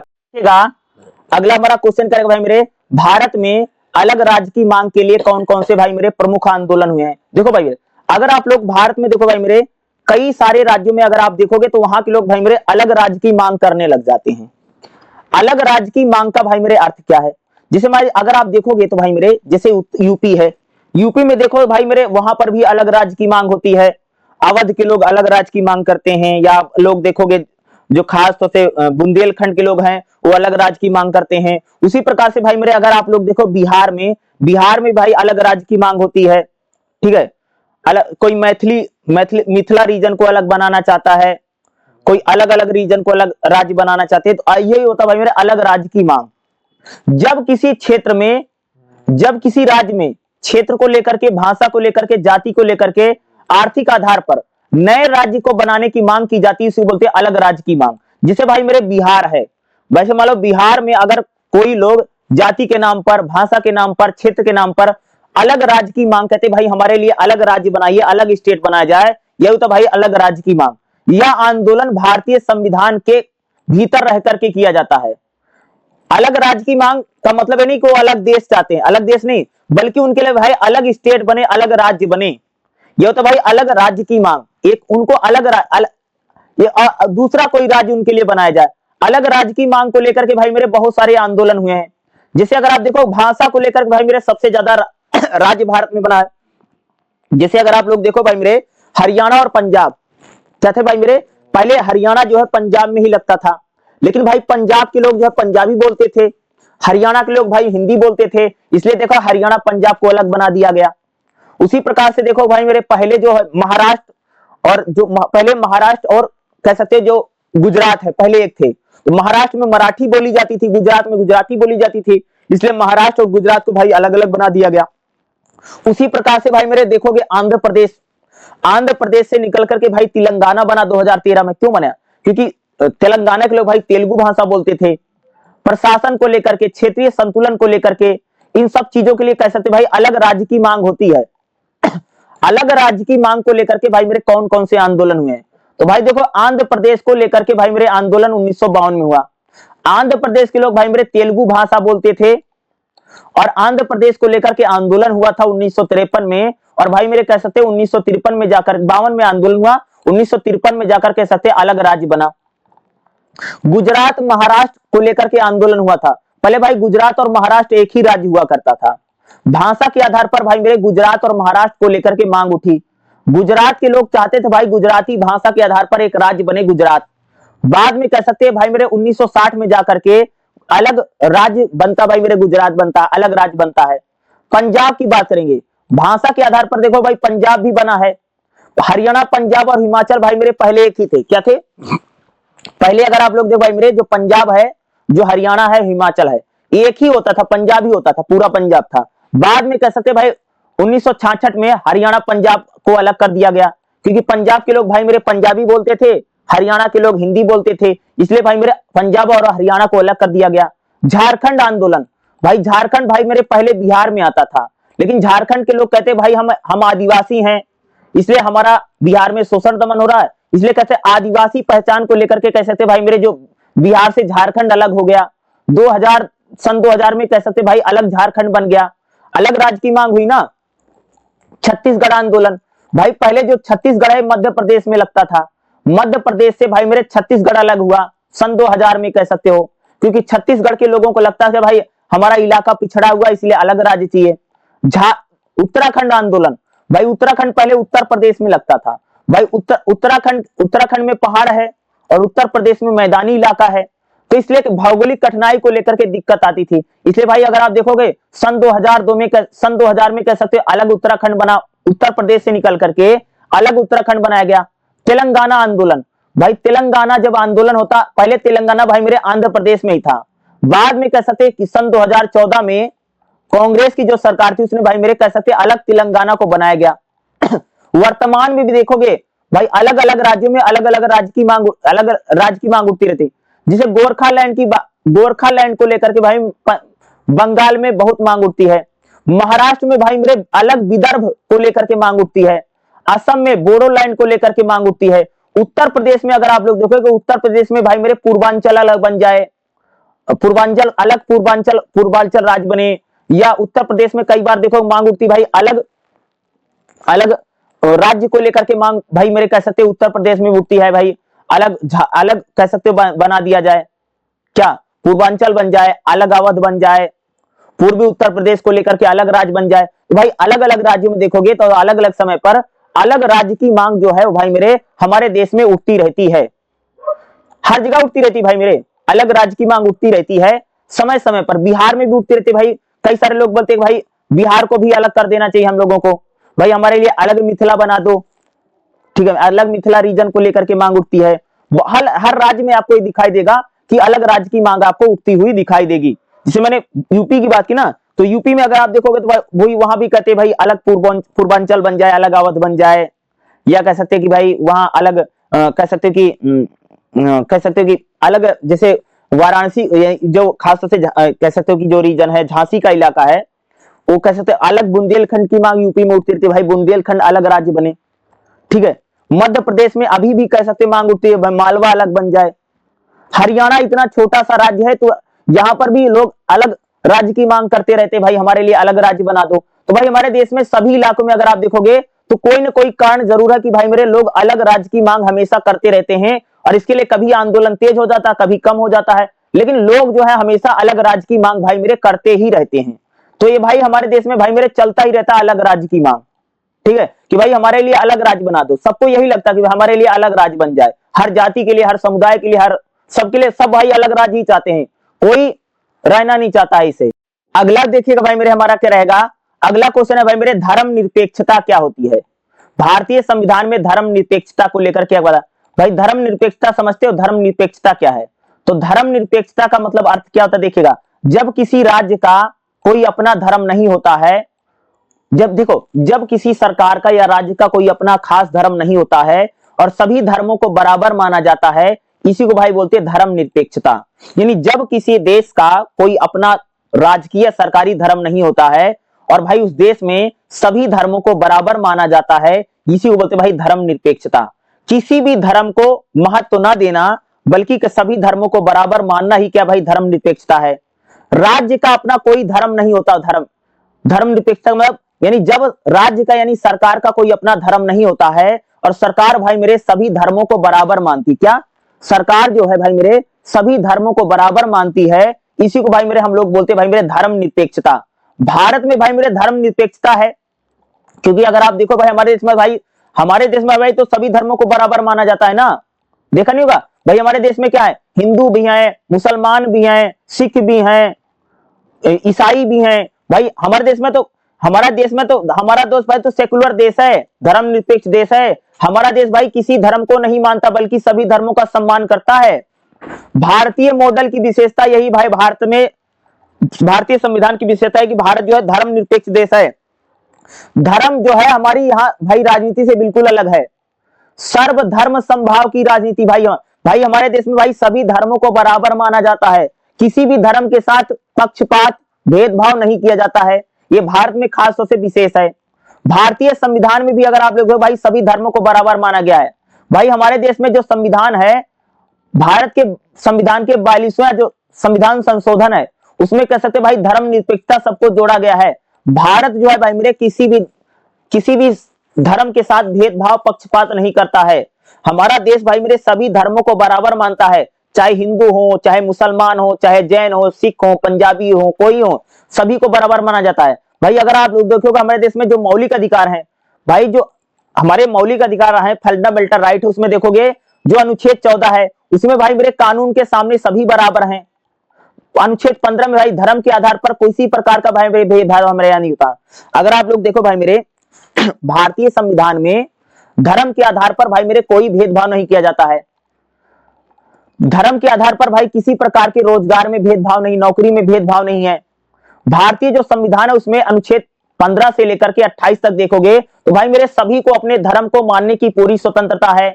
हमारे देश में भाई मेरे कोई भी अपने धर्म को मान सकता, अपना धर्म बदल सकता है। भारत यानी भारत सरकार का कोई अपना धर्म नहीं है, बल्कि भारत सरकार कह सकते भाई सभी धर्मों को बराबर मानती है और सभी को कहती भाई हर कोई व्यक्ति अपने धर्म को बढ़ा सकता है। भारत सरकार जो है भाई मेरे, भारत जो राज्य है सभी धर्मों को बराबर मानता है, सभी नागरिकों को बराबर मानता है, किसी के साथ भी पक्षपात भेदभाव नहीं करता है। यही है भाई मेरे धर्मनिरपेक्षता, कि भारत जो राज्य है उसका कोई विशेष धर्म नहीं है बल्कि सभी धर्मों को भाई मेरे हमारे देश में बराबर माना जाता है। धर्म के आधार पर भाई लोगों को अधिकार मिले हैं, भाई हर कोई व्यक्ति अपने धर्म को मान सकता है, अपने धर्म का प्रचार प्रसार कर सकता है। भारत जो है भाई मेरे किसी धर्म को विशेष नहीं मानता है बल्कि सभी धर्मों को मान सम्मान करता। भाई मेरे धर्मनिरपेक्षता का मतलब यही होता कि भाई मेरे कि जब सरकार किसी धर्म को नहीं मानती है बल्कि सभी धर्मों को समान आदर करती है, सभी धर्मों को बराबर माना जाता है, यही भाई मेरे होता धर्मनिरपेक्षता। सभी धर्मों को बराबर मानना, सभी धर्मों को समान मानना, किसी भी धर्म के साथ भेदभाव या पक्षपात ना करना ही क्या भाई मेरे धर्मनिरपेक्षता है, कि आप सभी धर्मों को बराबर मानते हैं, किसी को भी भाई 19-20 का वो नहीं है। तो भारत में भाई मेरे धर्मनिरपेक्षता क्या है, बहुत ही ज्यादा मोस्ट इंपॉर्टेंट टॉपिक है, एग्जाम में आएगा। धर्मनिरपेक्षता क्या है? धर्मनिरपेक्षता भाई देश में देश प्रेम, राष्ट्रवाद बढ़ता है। धर्मनिरपेक्षता क्या करती भाई, सभी धर्मों को बराबर मानती है। धर्मनिरपेक्षता भाई लोकतंत्र मजबूत होता है। और धर्मनिरपेक्षता से क्या भाई क्या होता है कि पूरे देश में देश प्रेम राष्ट्रवाद भाई मेरे बढ़ता है। तो धर्मनिरपेक्षता का निष्कर्ष कैसे लिखोगे? धर्मनिरपेक्षता भाई क्या है कि सभी धर्मों को बराबर मानना, किसी भी धर्म को विशेष तौर से ना मानना। यानी सरकार का भाई मेरे कोई धर्म नहीं है जिसमें, और सरकार सभी धर्मों को बराबर मानती है, यही होता भाई मेरे धर्मनिरपेक्षता। तो धर्मनिरपेक्षता भाई मेरे एग्जाम में जरूर आ सकता, पूछा जा सकता भाई मेरे। अगला जो हमारा टॉपिक रहेगा क्या रहेगा भाई मेरे? सांप्रदायिकता क्या है? सांप्रदायिकता क्या है? सांप्रदायिकता और मीडिया क्या, सांप्रदायिकता क्या होती है? इसको लोग बोलते हैं हम कम्युनिज्म। सांप्रदायिकता क्या है? सांप्रदायिकता वह विचारधारा है जिसमें धर्म के आधार पर समाज जब बंट जाता है, उसे बोलते भाई सांप्रदायिकता। एक धर्म के लोग जब दूसरे धर्म के खिलाफ हो जाते, यही सांप्रदायिकता है। जैसे भारत में अगर आप लोग देखो मेरे, हिंदू मुसलमान में जिस प्रकार का तनाव है, यही है भाई मेरे सांप्रदायिकता। सांप्रदायिकता का मतलब क्या था कि सांप्रदायिकता हम उसको कहते हैं कि जब एक धर्म के लोग भाई मेरे दूसरे धर्म को अपना दुश्मन मानने लग जाए। एक धर्म के लोगों को लगता है कि भाई दूसरा जो धर्म है ये तो हमारा दुश्मन है। जैसे अगर आप देखो, जैसे हिंदुओं को लगे भाई मुसलमान हमारा दुश्मन है, मुसलमान भाई हमारे अधिकारों को खा ले रहे हैं, अगर ऐसे हिंदू को लगता है, यही होती भाई सांप्रदायिकता। जब दो धर्म के लोग आपस में दुश्मन बन जाते हैं और दो धर्म के लोग दंगे फसाद करते हैं, लड़ाई करते हैं, हिंसा करते हैं, यही होता भाई मेरे सांप्रदायिकता। देते हैं भाई हमारे देश में भाई मेरे लगातार हिंदू मुसलमान में जिस प्रकार से हिंदू मुसलमान पूरे दिन होता रहता मीडिया में, या जिस प्रकार से कह सकते हैं हमारे देश में भाई मेरे सांप्रदायिकता सच में बढ़ गई है, तो सबको पता, सब जानता है, कोई सी से छुपी बात नहीं है, सब जानते हैं ना कि हमारे देश में अगर आप देखो भाई हिंदू मुसलमान में किस प्रकार सा हमको देखने को मिलता है, तो इसी को बोलते भाई सांप्रदायिकता। यानी जब धर्म के आधार पर राजनीति होती है, सामाजिक राजनीति होती है और आर्थिक लाभ के लिए धर्म का प्रयोग होता है, यही भाई मेरे सांप्रदायिकता को बढ़ाता है। सांप्रदायिकता क्या है कि जब धर्मों में लगता कि वह की भावना आ जाए, जैसे हिंदुओं को लगे कि भाई मेरे मुसलमान हमारे दुश्मन है, मुसलमान हमारे अधिकारों को खा जा रहा है, या मुसलमानों को लगता कि भाई हिंदू जो है वो हमारे अधिकार खा जा रहा है, या हमको जो मिलना चाहिए वो सारा हिंदुओं को मिल जा रहा है, ये भाई सांप्रदायिकता होती। इसका मतलब सांप्रदायिकता बढ़ रही है। जब एक धर्म के लोगों को लगता कि दूसरा धर्म हमारा दुश्मन है, दूसरे धर्म के लोग अलग हैं और हम अलग हैं, जैसे अगर ये बात आ गई आपके मन में कि भाई हिंदू अलग हैं, मुसलमान अलग हैं, इस प्रकार की भावना जब लोगों में बढ़ रही है, यही तो भाई मेरे सांप्रदायिकता। धार्मिक पहचान को जब राजनीति में प्रयोग किया जाता, सांप्रदायिकता है। जब समाज में एक धर्म के लोग दूसरे धर्म को अपना दुश्मन मानने लग जाएं, एक धर्म के लोग दूसरे धर्म पर विश्वास ना करें, यही सांप्रदायिकता है। जब समाज जो है धर्म के नाम पर बंट जाता है, इसको बोलते भाई सांप्रदायिकता। भारत में सांप्रदायिकता के कारण क्या है? भारत में कह सकते भाई जो अंग्रेजी शासन था, भाई अंग्रेजों ने कह सकते भाई हिंदू मुसलमान को खूब लड़ाते थे ना, बोलते थे फूट डालो राज करो। हिंदू मुसलमान को भाई मेरे भारत में सबसे पहले किसने लड़ाया? अंग्रेजों ने, अपने फायदे के लिए। बाद में भारत में भाई राजनीतिक दलों ने कह सकते हिंदू मुसलमान को लड़ाने का प्रयास किया, एक प्रकार से अलग अलग करने का प्रयास किया। आज हमारे समाज में जिस प्रकार से सामाजिक असमानता है, यह भी हिंदू मुसलमान और सांप्रदायिकता को बढ़ाता है। मीडिया जो है हमारा, मीडिया कह सकते भाई मेरे गैर जिम्मेदाराना है। आज कह सकते जो मीडिया है वो भाई मेरे देश में सांप्रदायिकता को खूब बढ़ाता है, हिंदू मुसलमान की बात खूब करता है। गलत सूचनाओं के जरिए गलत इंफॉर्मेशन देना, गलत जानकारी देना, इस आधार पे भी भाई मेरे कह सकते हमारे देश में सांप्रदायिकता बढ़ती, हिंदू मुसलमान भाई मेरे खूब होता चला जाता है। मीडिया सांप्रदायिकता को बढ़ाने में भाई मेरे मीडिया का सबसे बड़ा योगदान है। आज जो हमारा मीडिया, चाहे प्रिंट अखबार हो, चाहे टीवी हो, चाहे सोशल मीडिया हो, ये लोग कह सकते भाई हिंदू मुसलमान खूब करते हैं। मीडिया हमेशा सांप्रदायिकता को भड़काता है।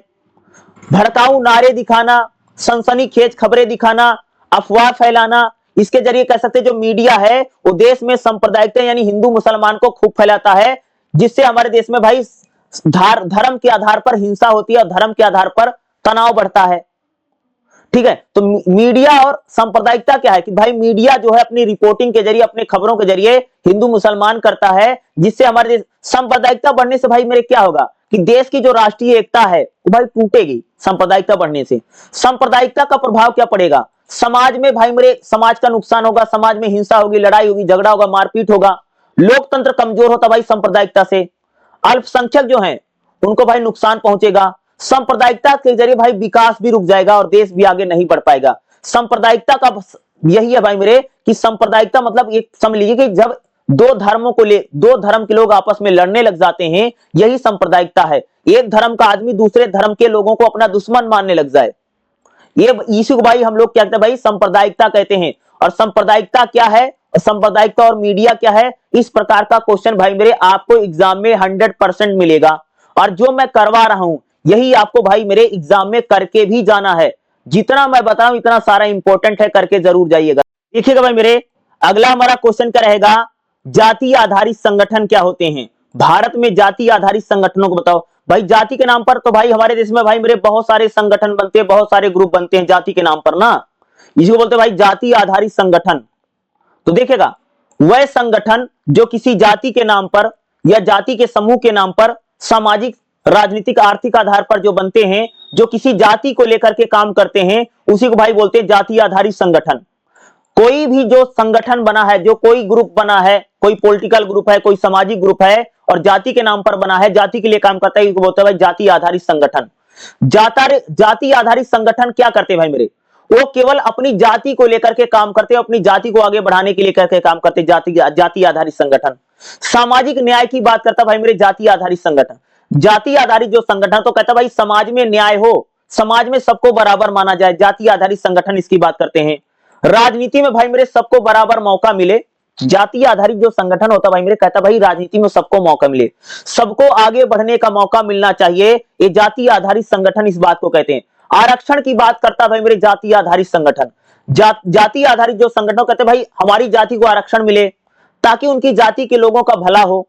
जाति आधारित जो संगठन होता भाई वो सरकार पर और लोकतंत्र पर दबाव बनाते, प्रेशर बनाते हैं। खासकर जो जाति आधारित संगठन होता क्या करता भाई मेरे, जाति के नाम पर तो राजनीति करता है और जाति के नाम पर भाई सरकार पर दबाव डालता है ताकि उसकी जाति को आरक्षण मिले। भारत में जाति आधारित संगठन कौन है, जैसे दलित पैंथर। अगर आप देखो डॉक्टर BR जो अंबेडकर थे, बाबा साहब भीमराव अंबेडकर जो थे, उन्होंने दलित पैंथर नाम का भाई उन्होंने एक संगठन बनाया। अगला भाई अखिल भारतीय पिछड़ा वर्ग। अखिल भारतीय जो पिछड़ा वर्ग है बनाया गया है ओबीसी समुदाय के द्वारा, ये भी जाति आधारित संगठन है। बहुजन समाज पार्टी, ये पॉलिटिकल पार्टी थी लेकिन शुरू में कह सकते हो कि हमारे देश में भाई जो खास जो कह सकते हैं दलित जातियां हैं, ठीक है, जिसको हम बोलते हैं शेड्यूल कास्ट। शेड्यूल कास्ट के लोगों के लिए कह सकते हैं भाई सबसे ज्यादा अगर किसी ने काम किया है वो मायावती जी की पार्टी बहुजन समाजवादी पार्टी, इसमें काशीराम और मायावती का योगदान कह सकते हैं कि दलितों का उद्धार करने हमारे देश में सबसे बड़ा भाई मेरे बहुजन समाज पार्टी ने भाई मेरे जिस प्रकार से कह सकते हैं दलितों को आजादी दी, आगे बढ़ने का मौका दिया, ये कह सकते हैं कि मायावती का योगदान, काशीराम जी का योगदान और बहुजन समाजवादी पार्टी का जो योगदान है वो कह सकते एक प्रकार से दलितों की स्थिति में सुधार लाने में भाई मेरे सबसे आगे रहा है। अखिल भारतीय क्षत्रिय महासभा, जो भाई ठाकुर है, क्षत्रिय हैं, इन्होंने भाई अपना एक प्रकार के संगठन बना रखा है जो कह सकते हो कि क्षत्रियों को लेकर के, ठाकुरों को लेकर के, राजपूतों को लेकर के जो काम करता भाई मेरे वो है भाई मेरे अखिल भारतीय क्षत्रिय महासभा। अगला ब्राह्मण सभा। ब्राह्मण भी भाई मेरे कई प्रकार के अपना ग्रुप बना लेते हैं, जैसे ब्राह्मण सभा बना लेते हैं, या ये क्या करते हैं भाई ब्राह्मणों को लेकर के उनके अधिकारों को लेकर के काम करते हैं, जो ब्राह्मण सभा होती है। भारत में जाति आधारित आंदोलन कौन कौन से? भाई भारत में जो दलित आंदोलन हुआ है सामाजिक समानता को लेकर के, भाई आपको पता भाई हमारे देश में दलितों के साथ किस प्रकार से छुआछूत भेदभाव होता था, इसलिए दलित आंदोलन हुआ जिसमें छुआछूत को खत्म किया जाए, दलितों को भाई मैं कह सकते हो कि आगे बढ़ने का मौका मिले, उनको भी राजनीति मौका मिले। और कह सकते हो भाई दलित आंदोलन को चलाने में बाबा साहब भीमराव अंबेडकर का सबसे बड़ा योगदान है। दूसरा कह सकते हो कि इससे क्या दलित आंदोलन से भाई कह सकते हैं दलितों को या दलित जातियों को, जिसको हम बोलते हैं शेड्यूल कास्ट के लोगों को, कह सकते हो कि संविधान में बराबरी का मौका मिला, छुआछूत दूर हुआ और आरक्षण की उनको दिया गया ताकि भाई उनको भी आगे बढ़ने का मौका मिले। ठीक है, दलितों में एक प्रकार से राजनीतिक चेतना का विकास हो, कह सकते भाई दलित आंदोलन ने किया। पिछड़ा वर्ग आंदोलन, ओबीसी का जो आंदोलन है, ओबीसी जो कह सकते पिछड़ा वर्ग के लोग हैं, ओबीसी को लेकर के भाई हमारे देश में आंदोलन हुआ जिसमें आरक्षण को लेकर के मांग हुई। मंडल आयोग बनता है और 1990 में भाई मंडल आयोग की सिफारिशें लागू होती हैं और ओबीसी को कह सकते भाई मेरे 27% आरक्षण मिलता है। ठीक है, राजनीति में पिछड़े वर्ग का भाई मेरे खूब सारा असर है। मराठा आंदोलन, मराठा जो कह सकते भाई मेरे महाराष्ट्र में इन्होंने मराठाओं को आरक्षण मिले, मराठाओं को रोजगार नौकरी के लिए भाई जो आंदोलन हुआ है। अगला भाई गुजरात में भाई पटेल आंदोलन, जिसको पाटीदार आंदोलन बोलते, पटेलों ने भाई मेरे आंदोलन किया था जिसमें खास तौर से आप लोगों ने देखा ना, गुजरात में भाई मेरे खूब बड़ा आंदोलन हुआ था, पटेल आंदोलन, पाटीदार आंदोलन, जिसमें आरक्षण की मांग की गई थी, भाई जो पटेल हैं उनको भाई आरक्षण दिया जाए क्योंकि उनके बहुत ज्यादा पिछड़ गए हैं। अगला भाई जाट आंदोलन, जाट आंदोलन जो कह सकते भाई हरियाणा और यूपी, पश्चिमी यूपी में हुआ है। जाट आंदोलन कह सकते कि जाट जो है, जाट लोगों ने, जाट समुदाय जो है वो भी आरक्षण की मांग करता है। क्यों मांग करता है? ताकि भाई उनको भी आगे बढ़ने का मौका मिले, ठीक है, क्योंकि जिस प्रकार से जाट समाज कह सकते हैं उनको लगता है भाई पिछड़ रहे हैं या नौकरियों में उनको अधिकार नहीं मिल रहा है, इसलिए कह सकते हैं उनको एक प्रकार से आरक्षण देकर के उनको भी आगे बढ़ने का मौका मिले। इसलिए अगर आप देखो हरियाणा में 2015-16 में अगर आप देखेंगे तो बड़ा जाट आंदोलन हमको दिखाई देता है, ठीक है, ताकि उनको भी आरक्षण मिले और वो भी आगे बढ़े समाज में, उनको भी नौकरियां रोजगार मिले जिस जिस जिस प्रकार से उनको नहीं मिल पा रही है, ठीक है। जाति आधारित आंदोलन भाई कह सकते हैं हमारे देश में भाई मेरे खूब होते हैं, जो जाति को लेकर के, अपनी अपनी जाति को लेकर के भाई मेरे काम करते हैं, ये होता भाई मेरे जाति आधारित आंदोलन। तो भाई हर जातियों ने कह सकते हैं अपने अपना संगठन बना रखा, समय समय पर आंदोलन करते रहते हैं ताकि उनकी जाति के लोगों को भाई समाज में मान्यता मिले, उनकी भी राजनीति बनी रहे और उनको उनको भी समाज में आगे बढ़ने का मौका मिले। इसलिए कह सकते भाई अलग अलग जातियों ने अपने अलग अलग आंदोलनों के जरिए अपने राजनीतिक अधिकारों की मांग करते भाई मेरे, यही है भाई मेरे जाति आधारित आंदोलन। और एग्जाम में भाई मेरे जाति आधारित आंदोलन आएगा ही आएगा, ठीक है भाई मेरे। अगला हमारा टॉपिक क्या रहेगा? आरक्षण। भारत में आरक्षण क्या है, आरक्षण के संवैधानिक अधिकार, मंडल आयोग और मंडल आयोग का प्रभाव की बात करेंगे। तो देखिए भाई मेरा आरक्षण क्या है, यानी रिजर्वेशन। आरक्षण एक नीति है, एक नियम है जिसमें पिछड़े वर्ग को, अल्पसंख्यकों को, अनुसूचित जातियों को, अनुसूचित जनजातियों को लेकर विशेष अधिकार दिए जाते हैं आगे बढ़ने के। वही होता भाई मेरे आरक्षण, जिसको बोलते भाई रिजर्वेशन, यानी नौकरियों में उनके लिए सीटें आरक्षित कर देना या उनको कह सकते हैं आगे बढ़ने के मौका देने के लिए उनकी एज लिमिट में बढ़ा देना, ये यही एक प्रकार से आरक्षण होता ना।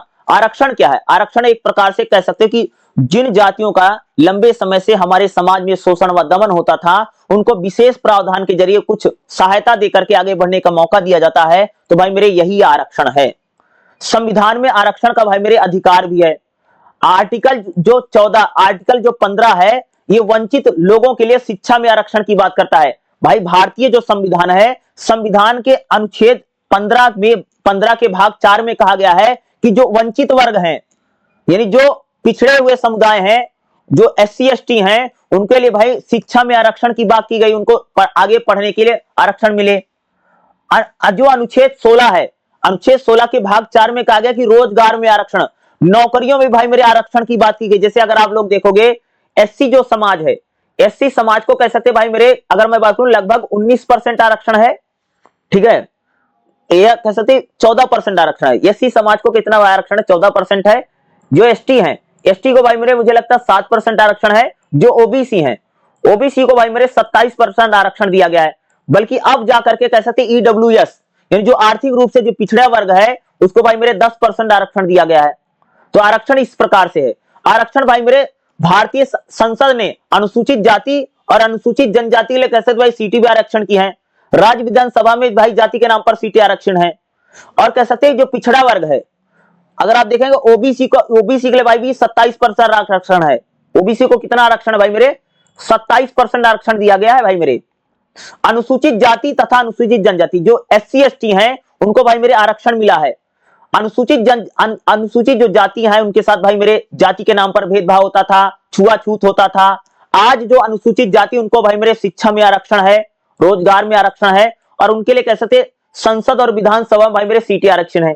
जो अनुसूचित जनजाति जिसको बोलते हैं ST समुदाय, कैसे उसको बोलते भाई जो आदिवासी हैं, जो जंगलों में रहकर के अपना जीवन यापन करते थे, उनको भी कह सकते भाई मेरे, उनको भी आरक्षण दिया गया शिक्षा में, रोजगार में, राजनीति में। भाई कितना आरक्षण दिया गया है? तो SC समुदाय जो है, SC को लगभग भाई मेरे 14% के आसपास, 14 पॉइंट कुछ परसेंट है, यानी SC समुदाय को जो है, SC जो समाज है उसको भाई 15% आरक्षण दिया गया है। और जो ST है, ST को लगभग कह सकते हैं भाई 7.5% आरक्षण है। जो 7% मैंने बोला था, वही 7-7.5% आरक्षण दिया गया है। और जबकि भाई में जो OBC है, क्या है? OBC को कितना आरक्षण है भाई मेरे? 27% आरक्षण है। बल्कि EWS क्या है? EWS यानी आर्थिक रूप से पिछड़ा हुआ वर्ग, जिसमें कह सकते हैं इसको कितना आरक्षण है भाई मेरे? 10% आरक्षण दिया गया है, ठीक है। OBC आरक्षण भी खास तौर से हमारे देश में मिला है। ओबीसी जो समाज है इसको सामाजिक और आर्थिक रूप से पिछड़ा है, कह सकते 17 यानी 1889 में, देखो 17 यानी कह सकते हो 1989 में, क्या बोलोगे ये ठीक कर लेना, 1989 में 90 यानी 1989 और 90 में जाकर के कह सकते भाई मेरे ओबीसी को आरक्षण दिया गया था। ओबीसी को कितना आरक्षण है, 27% आरक्षण है, जिसमें भाई मेरे कुल जो आरक्षण है वो कह सकते लगभग 49.5% आरक्षण दिया। ओबीसी को 27% क्योंकि भाई ओबीसी में सबसे ज्यादा जातियां आती हैं, इसलिए ओबीसी को 27% आरक्षण है। अब जाकर के कह सकते भाई हमारे देश में ईडब्ल्यूएस को 10% आरक्षण मिला। मंडल आयोग क्या है, तो भाई मेरे जो मंडल आयोग था इसने ओबीसी आरक्षण को लेकर के बात की गई थी कि ओबीसी को भाई मेरे 27% आरक्षण मिले, यही भाई मेरे मंडल आयोग है। जिसने बोला था इसका अध्यक्ष भाई बीपी मंडल थे। इन्होंने बोला था भाई जो ओबीसी समुदाय जो पिछड़ा वर्ग है उसको 27% आरक्षण दो, ओबीसी के लिए भाई नौकरियों में आरक्षण दो, रोजगार में आरक्षण दो, ठीक है। और 1990 में कह सकते भाई प्रधानमंत्री जो बीपी सिंह थे उन्होंने कह सकते भाई ओबीसी को 27% आरक्षण दिया था।